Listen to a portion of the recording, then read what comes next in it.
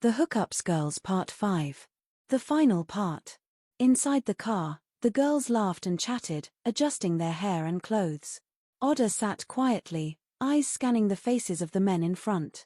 Suddenly, one of the men opened a small container in the car and rubbed something under the noses of the girls. "Just small powder to calm your body," he said with a grin.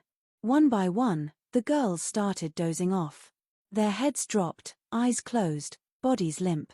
When the man turned to Oda, his hand moved too quickly. The powder barely touched her nose before he turned away. She held her breath, wiped it quickly, and leaned back, pretending to sleep. She kept her eyes half closed, her heart racing. Then, the phone rang. The driver answered and put it on speaker.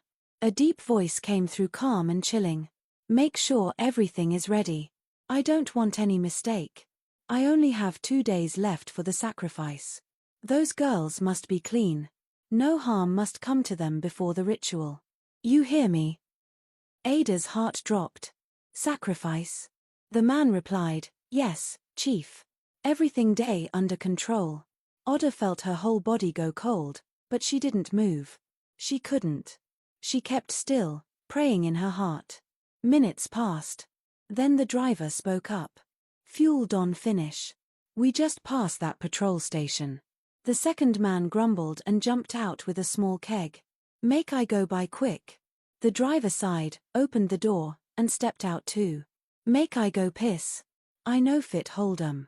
As soon as both men disappeared, Ada opened her eyes fully. This was her only chance. She slowly pushed the door open, careful not to make a sound. Then she ran barefoot, through the bush beside the road, branches scratching her skin, fear pushing her faster. She didn't stop until she was sure no one was behind her. By the time she reached home, it was past midnight.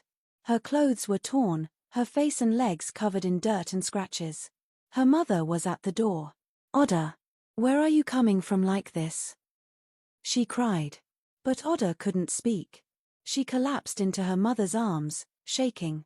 That night, Oda didn't sleep. Her body was tired, but her mind was loud with everything she had seen, and what could have happened. The next morning, she dressed up and went straight to church. She walked to the front and held the microphone with trembling hands. "I just want to thank God for saving my life," she said, tears running down her face. "I almost took the wrong path. I thought I was chasing freedom and money, but I nearly lost my life." The church was silent. "I promise God today," she continued, "I will never go back.